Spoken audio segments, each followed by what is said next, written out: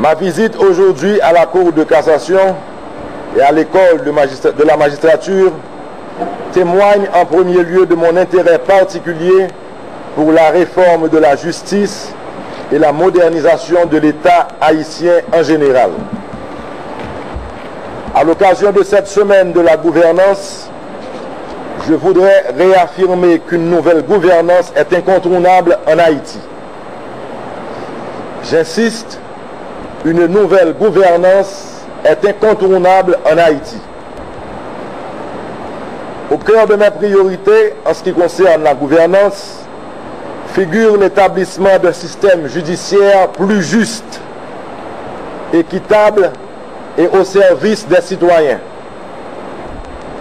Je ne cesserai de le répéter, l'État haïtien est au service des citoyens. Et s'il ne l'est pas, il doit être au service des citoyens. La reconstruction et l'amélioration du cadre de fonctionnement des tribunaux ne concerne pas seulement les infrastructures physiques à mettre en place. Elle doit être pour nous l'opportunité de renforcer les capacités des ressources humaines disponibles au sein du ministère de la Justice et des tribunaux. À ce sujet, je voudrais signaler que je compte énormément sur la contribution des juges et magistrats qui ont bénéficié d'une formation à l'École nationale de la magistrature à Bordeaux. Leur présence doit contribuer au renouvellement du personnel judiciaire en Haïti. La nécessité de lutter contre la détention préventive sera l'une des priorités du nouveau gouvernement dans le domaine de la justice et des droits humains. Il faudra rapidement mettre en place des mécanismes pour réduire le nombre de personnes en détention préventive. Les tribunaux ayant été gravement touchés ou détruits par le séisme du 12 janvier 2010, il faudra donc réhabiliter ou reconstruire ces infrastructures nécessaires à une bonne et saine administration de la justice. Ainsi, la reconstruction de nouvel édifice devant loger le palais de justice de Port-au-Prince représente une des initiatives de l'État pour remettre en place les institutions judiciaires. Je suis également conscient du fait que les juges, avocats et tout le personnel judiciaire en général ont besoin d'équipements leur permettant de rendre le service public de la justice accessible à tous les citoyens. Mon prochain gouvernement, sous le leadership du ministre de la Justice, s'attellera à cette tâche.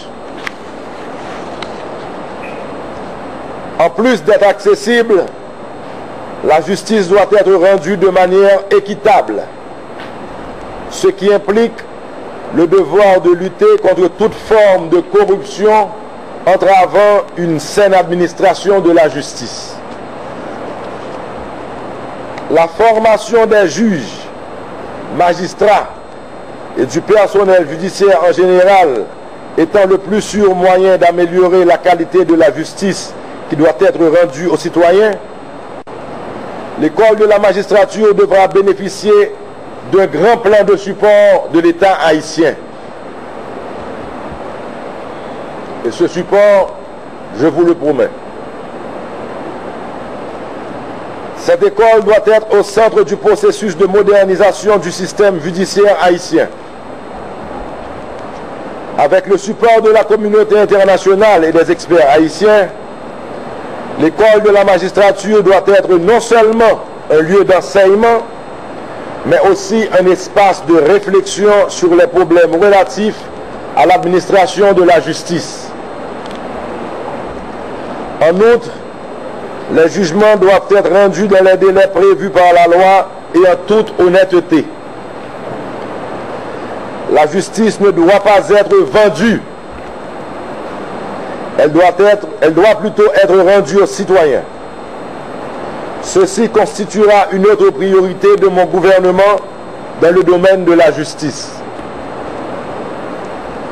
pour permettre à la Cour de cassation de pleinement jouer son rôle en tant que juridiction suprême, 2 réunions par semaine ont été organisées afin que le Conseil supérieur du pouvoir judiciaire soit institué d'ici le 3 octobre prochain, date qui coïncidera à la rentrée judiciaire, et nous procéderons à la nomination du directeur de l'EMA et des autres entités administratives.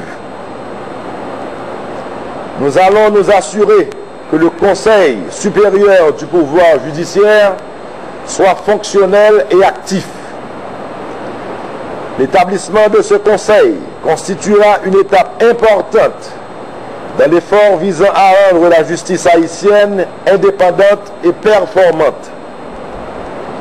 De plus, nous allons renforcer le corps d'inspection judiciaire qui renforcera le pouvoir judiciaire.